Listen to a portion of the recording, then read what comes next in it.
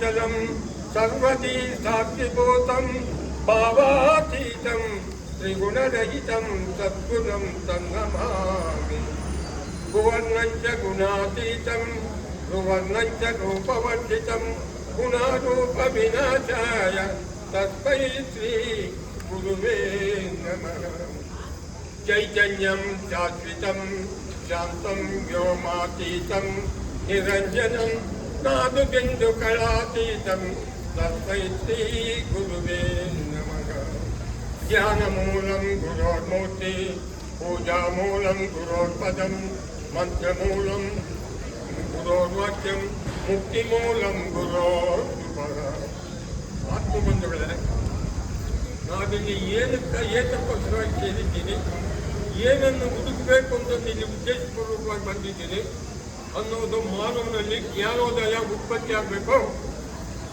ಅನಂತ ಕೋಟಿ ಜನ್ಮಗಳಲ್ಲಿ ಹೆಚ್ಚಿಗೆ ಬಂದಿದ್ದೀರಿ. ಗುರು ಯಾರು, ನಾನು ಏನಕ್ಕೋಸ್ಕರ ಬಂದಿದ್ದೀನಿ, ಏನಿಂದ ನಾನು ಬಂದು ಈ ಮಾನವ ಜನ್ಮ ಎತ್ತಿದ್ದೀನಿ ಅನ್ನೋ ಜ್ಞಾನೋದಯ ಇಲ್ಲ. ಪ್ರಕೃತಿ 3 ಬೊಮ್ಮೆ ಮಾಡಿದೆ. ಆ ಬೊಮ್ಮೆಯಾಗ ಆಡ್ಕೊಂಡ್ರೆ ಹೊತ್ತು ಇದರಿಂದ ನಾನು ಜೀವನ ಮುಕ್ತಿ ನೀವು ಹೊಂದಬೇಕು ಅಂತಕ್ಕಂಥ ಜ್ಞಾನೋದಯ ಬೇಕು. ಏನು 3 ಬೊಮ್ಮೆ? ಒಂದು ಹೆಣ್ಣು, ಮಣ್ಣು, ಈ 3ರಾಗ ಆಡ್ತಾ ಇದೆ ಈ ಸೃಷ್ಟಿ ಎಲ್ಲಾನು, ಪ್ರಕೃತಿ. ಅರ್ಥವಾಯ್ತಾ? ನಾನು ಯಾರು ಅಂತ ಮಹಾವಿಷ್ಣುವೇ ಈ ಅಂಶವನ್ನು ಇದ್ದಿರ್ಕೊಂಡು ಧ್ಯಾನ ಮಾಡಿದ್ದೆ.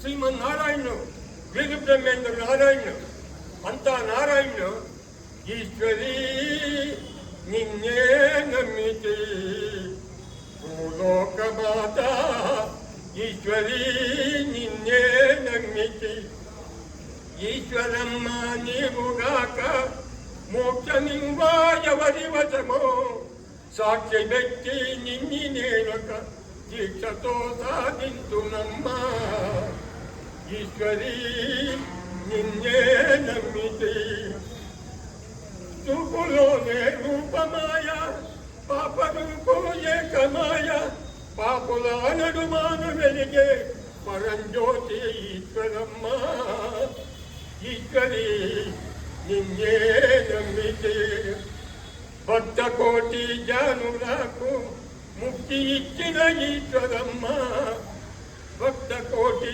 ಜಾನುರಾಕು ಮುಕ್ತಿ ಇಚ್ಚಿನ ಈಶ್ವರಮ್ಮ ಭಕ್ತಿತೋ ಗುರು ಪೂಜೆ ಜಯತೆ ಜನ್ಮರಹಿತ ಮುಂದೆ ನಮ್ಮ ಈಶ್ವರೀ ನಿನ್ನೆ ನಂಬಿಕೆ. ಈ ಅಂಶವಿರೋದಕ್ಕೋಸ್ಕರ ಈ ಸಭೆಯೆಲ್ಲ ಸೇರೈತಿ. ಯಾರು ಈಶ್ವರನ? ಈ ಸ್ವರ ಇರೋದ್ರ ನನಗೆಲ್ಲ ಗುಂಪು ಸೇರಿದೆ. ಈ ಸ್ವರ ಎಲ್ಲಿ ಹುಟ್ಟಿತು? ಈ ಸ್ವರ ಎಲ್ಲಿ ಆಡ್ತಾ ಇದೆ? ಈ ಸ್ವರ ಎಲ್ಲಿ ಲೈವಾಗ್ತಾ ಇದೆ? ಯಾರಿಗೂ ಮನಸ್ಸಿಗೆ ಅಲ್ಲ. ಮೌನ ಮಾಡ್ರಿ ಅಂದ್ರೆ ಏನ್ ನಿಜೋಬೇಕ ಅಂತ.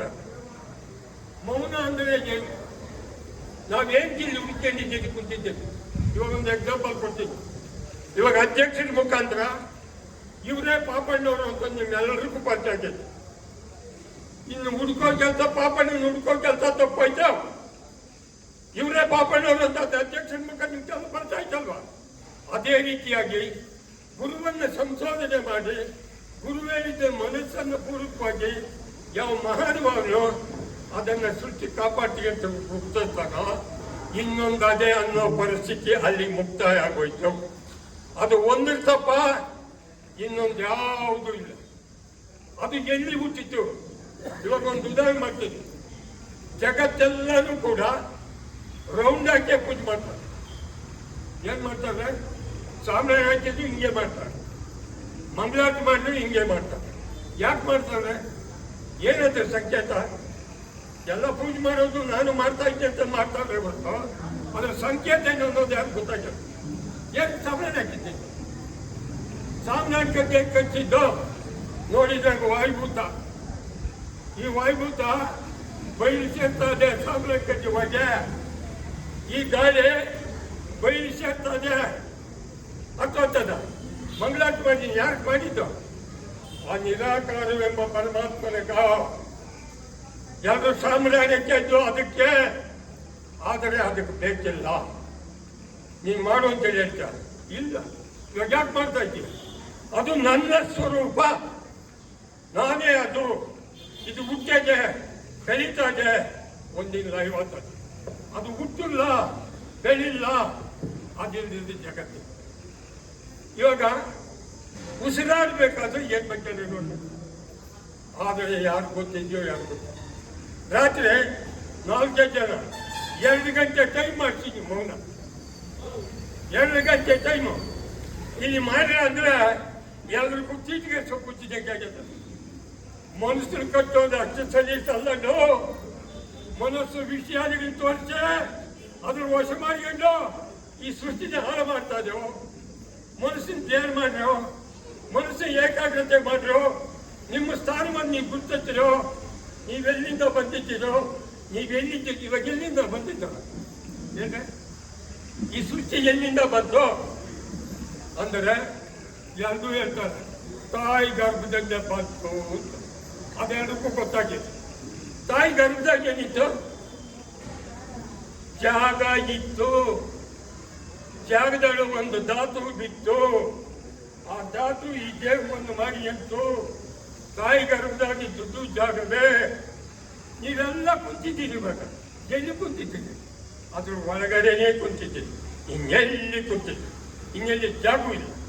ಇದು ನಿಂತೋಯ್ತು, ಎಲ್ಲಿ ಮಗಿತಿದೆ? ಅದ್ರ ಒಳಗಡೆನೇ ಮರಿತೀವಿ. ಎಲ್ಲಿಂದ ಬರಲಿಲ್ಲ, ಎಲ್ಲಿಗೂ ಹೋಗೋಂಗಿಲ್ಲ, ಆ ಜಾಗ ಗುರ್ತಿಲ್ಲ. ಕಾಣಿಸೋದನ್ನ ಇಟ್ಕೊಂಡು ಇದೇ ನಿಜ, ಇದೇ ಸತ್ಯ, ತತ್ವ ಮಾಡೋದು, ಬಾಯಿ ಬಿಡ್ಕೊಳ್ಳೋದು. ತತ್ವ ಸದಿವಿ ಸದಿವಿ ಸದಿವಿ ಸಚ್ಚಿ ಬಯ್ಯ ಇಂಚ ಕಾಣಿ ಗುಟ್ಟದಲ್ಪೆ ಗುರುಳುಗಳಿಗಿತೆ ಮತ್ತು ಹೋಗ್ತಾ ಮುಂದಾಗಿ ಕರ್ಮೇಂದ್ರಿಯ ಇದು. ಈ ಕರ್ಮೇಂದ್ರ ನೀನು ಹೆಚ್ಚು ವೈದ್ಯರು ಕೂಡ ಹುಡುಗರಿಗೆಲ್ಲಾಗಿದ್ದಕ್ಕೆ ಜ್ಞಾನೇಂದ್ರಿಯ ಇದು. ಈ ಮುಕ್ಕುಲೋನು ಗಾಳಿ ಮುಕ್ತಿದ್ದೋವ. ಇದರಿಂದ ನೀನು ಜೀವನ ಮುಕ್ತನಾಗಬೇಕು ಹೊರತು ನೀನು ಪೂಜೆಗಳು, ನೀನು ಪುಣ್ಯಕ್ಷೇತ್ರಗಳು, ನೀನು ದಾನ ಧರ್ಮಗಳು ಏನು ಮಾಡಿದಾಗ್ಲೂ ಕೂಡ ಬೀಜನ ಉಳಿಯಕ್ಕಾಗಲ್ಲ. ಈಗ ಬೀಜ ಯಾವುದು? ಬೆಂಕಿ ಯಾವುದು ಹೇಳ್ರಿ?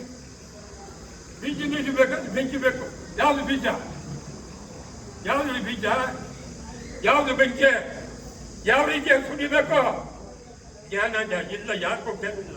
ಕತ್ತರಾಗಿ ಸೇರ್ಕೊಂಡು ಮಾಡ್ಕೊಂಡು ಡ್ಯಾನ್ಸ್ಗಳು ಮಾಡ್ಕೊಂಡು ಪೂಜೆಗಳು ಮಾಡ್ಕೊಂಡು ಮಾಡಿ ನಾನು ಪೂಜೆ, ಈ ಪೂಜೆಗೆ ಆಗತ್ತೆ. ಯಾವುದು ಬೀಜ? ಮನಸ್ಸೆಂಬ ಬೀಜ. ಈ ಸೃಷ್ಟಿ ನಡೆಸ್ತಾ ಇರೋದು ಮನಸ್ಸೆ, ಅದರ ವಸ್ವಶೀಲನೆ, ಅದು ಇದನ್ನೆಲ್ಲ ರೋಗಗಳಾಗ್ತಾರೆ. ಮನಸ್ಸೆಂಬ ಬೀಜ, ಜ್ಞಾನವೆಂಬ ಬೆಂಕಿ. ಮೌನ ಯಜ್ಞ ಅಂತಾರೆ. ಏನು ಮೌನ ಯಜ್ಞ? 3 ಯಜ್ಞಗಳಿರೋದು.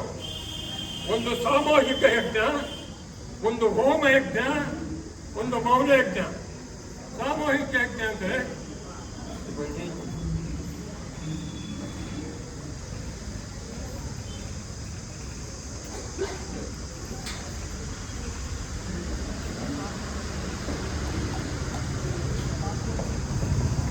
ಸಾಮೂಹಿಕ ಯಜ್ಞ ಅಂದರೆ ಮಹಾತ್ಮರು ಅರಿವುಕೋಗಿ ಅಗ್ನಿಕುಂಡದ ಹಾಗೆ ಈ ಮಹಾತಾಯಿಯನ್ನ ವಿಶ್ವಶಾಂತಿಗಾಗಿ ಓಂ ಕುಂಡಾಗಿ ಮಾಡಿದ್ದು ಸಾಮೂಹಿಕ ಯಜ್ಞ.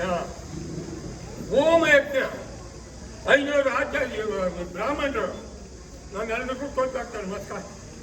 ಕುರಿಕೆ ಚೌಕಟ್ಟು ಕಟ್ಟೆ, ಕಟ್ಟೆ ಹಾಕಿ, ತುಪ್ಪ ಹಾಕಿ, ಎಣ್ಣೆ ಬೆಂಕಿ ಹಚ್ಚಿ, ಈ ಕಡಿಮೆ ಇದ್ದಾಗ ಓಂ ಓಂ ಓಂ ಓಂ ಅಂತಂದು ಬಾಯಾಗಿ ನುಡ್ಸ್ಕೊಂಡು ಮಾತಾಡನೆ ಹೊರತು ನಿಜವಾಗಿ ಮಾಡೋದಿಲ್ಲ. ಏಕೋಸಾಕ ನಾವೆಲ್ಲ ಕುರಿಗಿಲ್ಲ ಅವ್ನು ಕೆಲವು ಕಲಿಸ್ತೀವಿ. ಅರ್ಥವಾಗ್ತದ? ನಮ್ಗೆಲ್ಲ ಮುಟ್ಟದೆ, ನಮ್ಮ ಮೂಟಿಗಳು ತೊಡೋಕೆ ಮುಟ್ಟಿಲ್ಲ. ಅರ್ಥವಾಯ್ತಾ? ಆ ರೀತಿಯಾಗಿ ಇವಾಗ ಮೌನ ಯಜ್ಞ ಅವನು 5 ಸಬ್ಜೆಕ್ಟ್ ಮಾಡಿನ. ಒಂದು ಚೌಕಟ್ಟು ಕಟ್ಟಿನ, ಎರಡನೇದು ಸೌಜಾಕಿನ, ಮೂರನೇದು ತುಕ್ಕರ್ನ, 4ನೇದು ಬೆಂಕಟ್ಟಿನ, 5ನೇದು ಕಡಿಮೆಯಿಂದ ಜನ್ಮ 19 ಮಾಡಿ. ನಮ್ಮ ಗುರುಗಳು ನೀನು ಹಾಕೋ ಆಸನ 1ನೇ ಚೌಕಟ್ಟು. ಇಂದ್ರಿಯಗಳ ವಿಷಯಾದಿಗಳನ್ನು ತೋರಿಸಿ ಪ್ರಕೃತಿ ತೋರ್ಪಟ್ಟೆ ಅವಶ್ಯ ಮಾಡಿವೆ. ಇಂದ್ರಿಯಗಳನ್ನೆಲ್ಲ ಗುಡ್ಡಾಕು ಅಂತ. ಮನಸ್ಸನ್ನು ತುಪ್ಪವನ್ನು ಎಡೆಯಿಂದ ಜ್ಞಾನವೆಂಬ ಬೆಂಕಿಯನ್ನು ಹಂಚೋನ್ನ ಓಂಕಾರವೆಂಬ ಪ್ರಣವನ್ನ ನೋರು ಮೂಸಿ ಹರಿ ಜ್ಞಾನము చేసే నేరపు తెలియని ఊరన్న ಉಪದೇಶವನ್ನು ಉಳಿಸಿ చేసే ಪರಮಾತ್ಮನಿ చూడದ ಊರನ್ನ ಆ ರೀತಿಯಾಗಿ ನಾವು ಬಂದಿರೋದು ಸತ್ಯವನ್ನು ಹಂಚಿಕೊಳ್ಳೋದಕ್ಕೋಸ್ಕರ. ಸತ್ಯವನ್ನು ಹಂಚಿಕೊಂಡ ಮೇಲೆ ಇನ್ನೊಂದು ಅದೇ ಅಂತಂದು ನಾವು ಭಾವಿಸಿದಾಗ ನಮ್ಮಂತಹ ಅಜ್ಞಾನಿಗಳು ನಮ್ಮಂತಹ ಪರಮ ಕುಟುಂಬಗಳು ಇನ್ಯಾರೂ ಇಲ್ಲ. ಈಗ ಸದುಪಯೋಗ ಬಂದಾಗ ಮಾಡುವುದನ್ನು ಬಂದಿದ್ದೀರಿ. ಇದನ್ನು ಕಾಪಾಡ್ಕೊಳ್ಳೋದು ಇದನ್ನು ಕಳ್ಕೊಳ್ಳೋದು ನಿಮ್ಮ ಕೈಯಾಗಿದೆ ಅಂತಂದು ಹೇಳಿ ನಿಮ್ಮೆಲ್ಲರೂ ಶರಣಾರ್ಥಿ ಆಗ್ತಾ ಈ ಮದುವೆಯನ್ನು ಸಂಪಾದನೆ ಮಾಡ್ರಿ, ಧ್ಯಾನವನ್ನು ಮಾಡ್ರಿ. ಧ್ಯಾನದಿಂದಲೇ ಜೀವನ್ ಮುಕ್ತಿ. ಧ್ಯಾನಕ್ಕಿಂತ ಬೇರೆ ದೇವರಿಲ್ಲ. ಆ ದೇವರು ದೇಹವಿಲ್ಲದೆ, ವೃತ್ತಿ ಇಲ್ಲದೆ, ರೂಪವಿಲ್ಲದೆ, ಮುಳ್ಳು ಕುಚ್ಚಕ್ಕೆ ಸಂದಿಲ್ಲದೆ ತುಂಬಿ ತುಳ್ಕೊಂಡರು. ಇವರೊಂದು ಪ್ರಶ್ನೆ, ಸ್ವಾಮಿ ಮುಳ್ಳು ಕುಚ್ಚಕ್ಕೆ ಸಂದಿಲ್ಲ ರಾಜ ಅಂತ ನೀವು ಹೇಳ್ತಾ ಇದ್ರೆ ಆ ಜಂಗೆಗೆ ಮುಳ್ಳು ಕುಚ್ಚಕ್ಕೆ ಸಂದಿಲ್ದಿರ ಅಂತ ಪ್ರಶ್ನೆ ಹಾಕಿದ್ರೆ ಅದನ್ನು ಹೆಂಗೆ ತೋರಿಸೋದು? ಸ್ವಾಮಿ ಹೇಳಿದೆ ಮುಳ್ಳು ಕುಚ್ಚಕ್ಕೆ ಸಂದಿಲ್ಲ ರಾಜ ಅಂತಂದ್ರೆ ಆದರೆ ಅದನ್ನು ಹೆಂಗೆ ತೋರಿಸ್ತೇವೆ ಅಂತಂದು ಪ್ರಶ್ನೆ ಹಾಕಿದಾಗ ಹೆಂಗೆ ತೋರಿಸೋದು? ಆದರೆ ಅದು ಉದಾಹರಣೆ ಜೊತೆ ತಿಳ್ಕೊಳ್ಳಿ. ಮಾನವನ ಉತ್ಪತ್ತಿ ಮಾಡಿರೋ ಬೆಲ್ಲ ಕಾಣಿಸ್ತಾನೆ. ಮಾನವನ ಉತ್ಪತ್ತಿ ಮಾಡಿರೋ ಬೆಲ್ಲ ಅದಕ್ಕೆ ಮುಂಚೆ ನೋಡಿ ಸಿಹಿ, ಅದು ಕಾಣಿಸ್ತಾ ಇಲ್ಲ, ತಿಂದು ತೋರ್ಸಕ್ಕಾಗ್ತಾ ಇಲ್ಲ. ಈ ಪ್ರಕೃತಿ ಎಂಬುದೆಲ್ಲ ಬೆಲ್ಲ ಮುದ್ದೆ. ಈ ಬೆಲ್ಲ ಮುದ್ದೆ ಆಗೋದಕ್ಕೆ ಮುಂಚೆ ಇತ್ತು ಆ ಒಂದು ವಸ್ತು, ಅದು ಸತ್ಯ, ಜಗತ್ ಸ್ವಪ್ನ ಸುಖ ಅಜ್ಞಾನ. ಅದನ್ನು ಇವಾಗ ಮಾನವರಾಗಿ ಬಿಟ್ಟಿದ್ದೀರಿ. ಇಷ್ಟು ಜನ ಈ ಸ್ವರ ಇದೇನಂತಂದು ನಡೆದ್ರೆ ಶಿವ, ನಿಂತರೆ ಶವ. ಇದಿರೋದ್ರಿಂದಕ್ಕ ಈ ದೇವರಿಗೆಲ್ಲಕ್ಕೂ ಮರ್ಯಾದೆ ಅಂತ ಹೇಳ್ತಾ ಇನ್ನು ಮಹಾತ್ಮರು ಮಾತಾಡ್ತಕ್ಕಂಥ ತಿಳುವಳಿಕೆ ಇರ್ತಕ್ಕಂಥ ಪುಣ್ಯಾತ್ಮರಲ್ಲೇ ದಿನನಿತ್ಯ ಮನಸ್ಸನ್ನ ಕುಂತು ಧ್ಯಾನ ಮಾಡಿ ನಿಮ್ಮ ಜಾಗವನ್ನು ನೀವು ಗುರುತಿಸಿ ನೀವು ಸತ್ತೋದಾಗೆಲ್ಲ ಸಮಾಜ ಆಗೋದು ಇವಾಗೇ ಸಮಾಜ ಆಗಿರ್ಬೇಕಂತಂದ ನನ್ನ ಗುರು ಕೃಪೆಯಿಂದ ಏನೋ 64 ವರ್ಷ ಆಗಿದೆ ನಾನು ಗುರುಪಾದದ್ದು. 64 ವರ್ಷ, ಇವಾಗ 94 ವರ್ಷ ವಯಸ್ಸು. ನಮ್ಮ ಅಪ್ಪನ ನಾನು ನಂಬಿಕೆನ ಇಲ್ಲ ಅನ್ನೋದು ತನಕ ನಮ್ಮ ಅಪ್ಪನ ಕೇಳು. ಆ ಗುರು ತಪ್ಪ ದೇವರು ಬೇರೆ ಇಲ್ಲ ಅಂತಂದು ಇವಾಗ ಬೇರೆ ಒಂದು ವ್ಯರ್ಥ ಮಾಡಲೇಬೇಕೆ ಕಾಪಾಡಿಕೊಂಡು ಧನ್ಯರಾಗಿ.